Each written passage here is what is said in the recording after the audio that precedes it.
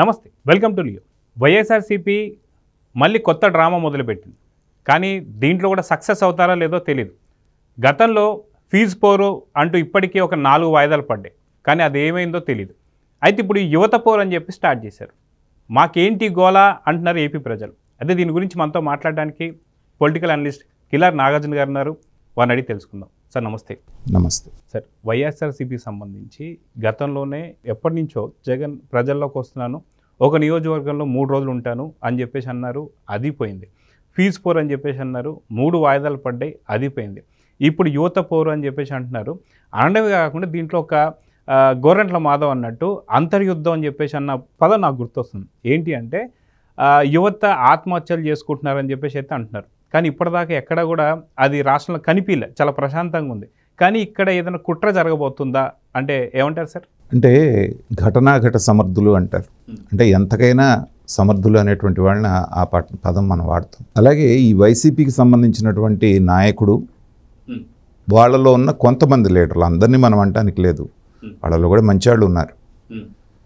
ఎంతకైనా తెగించడానికి సాహసం చేసేటువంటి బ్యాచ్ కొంత దాంట్లో ఉంది. అధికారంలోకి వచ్చి కూటమి ప్రభుత్వం రాగానే 2 నెలలు నెల గడవకుండానే ఢిల్లీ వెళ్ళి 36 మంది మా కార్యకర్తలను చంపేశారు అన్నారు.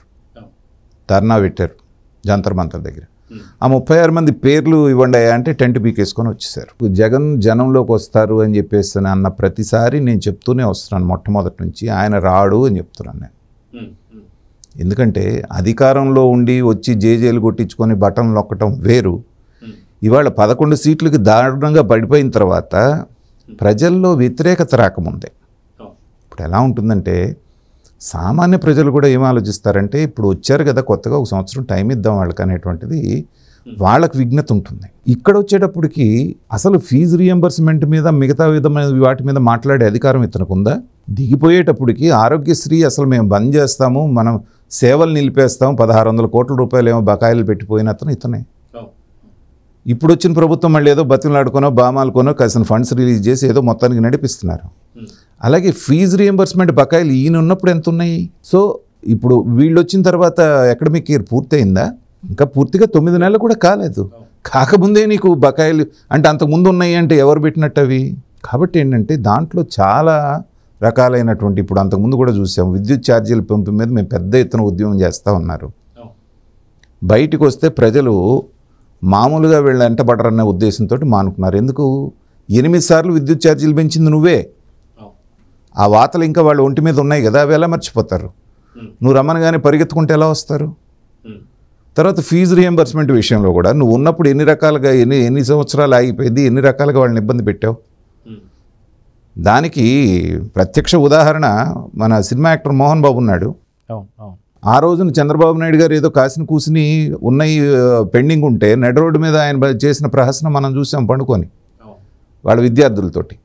అదే మోహన్ బాబుని విద్యార్థులకు వస్తున్నాయా, మరి గవర్నమెంట్ మారింది కదా, జగన్మోహన్ రెడ్డి గారు వచ్చారు కదా, ఒక రకంగా మీకు చుట్టం కూడా కదా ఆయన, మరి ఇస్తున్నారా అంటే నీళ్ళు నవ్వులుతూ కడుపు దించుకుంటే కాళ్ళ మీద పడుతుంది, గట్టిగా మాట్లాడలేని పరిస్థితి.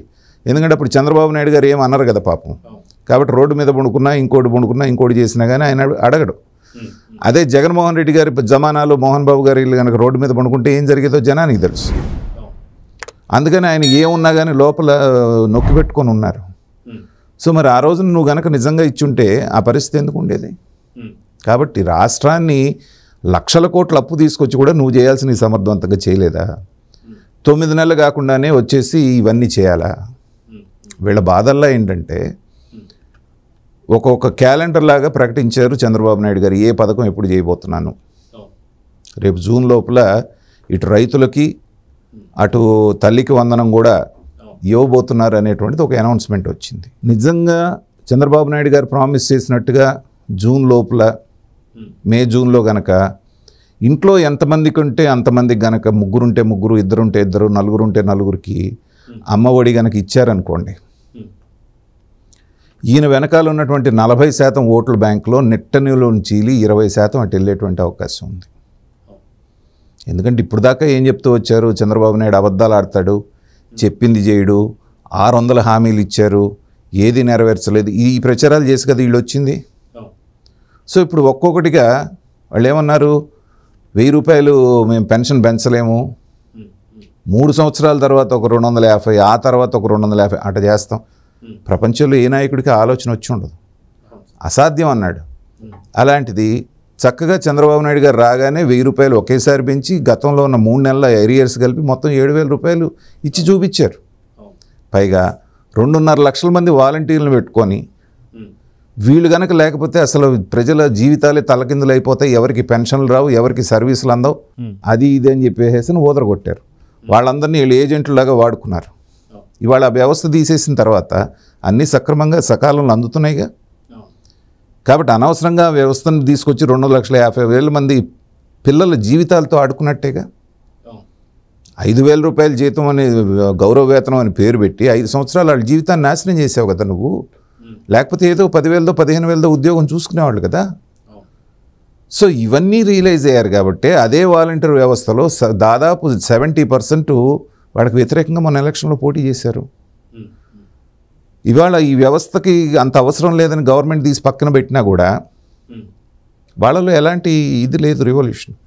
ఇప్పుడు జగన్మోహన్ రెడ్డి గారు చేయబోయేది ఏంటంటే ఇలాంటి వాళ్ళందరినీ రెచ్చగొట్టి వాలంటీర్గా తన పక్కన ఉన్నటువంటి కొంతమందిని తీసుకొని, సో అదిగో మిమ్మల్ని 10,000 ఇస్తా అన్నాడు, 15,000 ఇస్తా అన్నాడు, ఇవ్వలేదు కదా అనేటువంటిది ప్రయత్నం ఏదో చేద్దాం అనేటువంటిది ఉన్నారు. కానీ ప్రజల్లో ఎలాంటి వ్యతిరేకత ఇప్పుడు దాకా రాలేదు.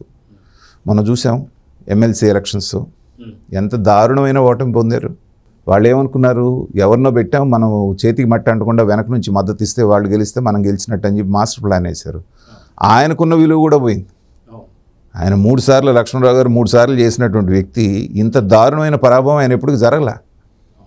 సో ఇలాంటి వాళ్ళని నమ్ముకుంటే ఆయనకు ఆ పరిస్థితి వచ్చింది. కాబట్టి ఏంటంటే వాళ్ళతోటి ప్రజల్ని మభ్యపెట్టను పెట్టగలను మాటలతోటి, మాయ మాటలతో అనే మైండ్ సెట్ నుంచి జగన్మోహన్ రెడ్డి గారు ఇంకా బయటికి రాలేదు. అది విచారించదగ్గ విషయం. కానీ ప్రజలు చాలా క్లారిటీతో ఉన్నారు. ఎందుకంటే ముఖ్యంగా మొన్న వేసినటువంటి గ్రాడ్యుయేట్ ఎలక్షన్స్లో నిరుద్యోగ భృతి మీద ఎలాంటి అసంతృప్తి ఉన్నాయి. ఇప్పుడు గ్రాడ్యుయేట్స్ అందరూ ఉద్యోగస్తులు అయి ఉండరుగా, వాళ్ళలో చాలామంది నిరుద్యోగులు ఉండుంటారుగా. మరి నిరుద్యోగ భృతి ఇవ్వలేదు, మిమ్మల్ని మోసం చేశాడని వీళ్ళు పదే పదే చెవులో ఇల్లు కట్టుకొని వాళ్ళు పోరినా 80,000 మెజారిటీ ఆలపాటి రాజా గారికి ఎలా వచ్చింది అంటే వాళ్ళలో వ్యతిరేకత లేదనే కదా. అంటే మనం కొంచెం విశ్లేషకులుగా ఉన్నప్పుడు ఏంటంటే మనం ఇవన్నీ విశ్లేషించాలి. నిజంగా గ్రాస్ రూట్ లెవెల్లో ఏమన్నా ఉందా. నేను అప్పుడప్పుడు వెళ్ళినప్పుడు పల్లెటూర్లకి అటు వెళ్ళినప్పుడు టౌన్స్లో నేను మాట్లాడుతున్నాను ప్రజలతో. మాట్లాడినప్పుడు ఎక్కడి నుంచి తెస్తారు సార్, ఆయన మాత్రం ఏదో అన్నారు, సరే ఈ సంవత్సరం కాకపోతే వచ్చే సంవత్సరం చేస్తారేమో చూద్దాం, లేకపోయినా మా జీవితాలు ఏం తలకిందులు అయిపోయి వచ్చిన దాంతో కదా మా బతుకు మేము బతకాల్సిందే కదండి అని సానుభూతితో వాళ్ళు అర్థం చేసుకుంటున్నారు. కానీ వీళ్ళకేంటంటే వేరే పని ఏం లేదు కదా. ఇప్పుడు కొడాలి నాని చెప్పినట్టు ఉద్యోగం బీకేసిన తర్వాత అంతా ఖాళీ టైమే కదా.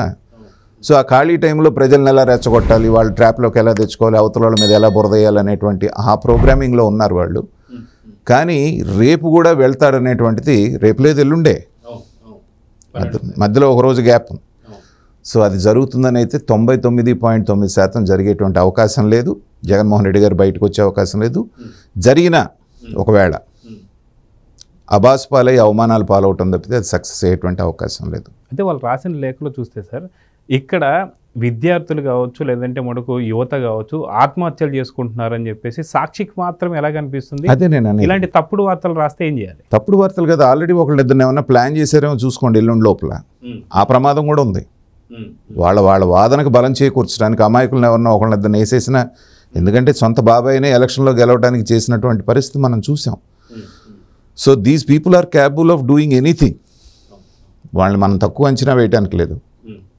కాబట్టి ప్రజలు అప్రమత్తంగా ఉండి వీళ్ళు చేసేటువంటి దుష్ప్రచారాలని తర్వాత దుర్మార్గాల్ని ఎప్పటికప్పుడు అర్థం చేసుకొని ఏది మంచి ఏది చెడు అనేటువంటిది ఆలోచించే విజ్ఞత వాళ్ళకు ఉంది. కాబట్టి మనం ఏం కంగారు పడాల్సిన పని లేదు.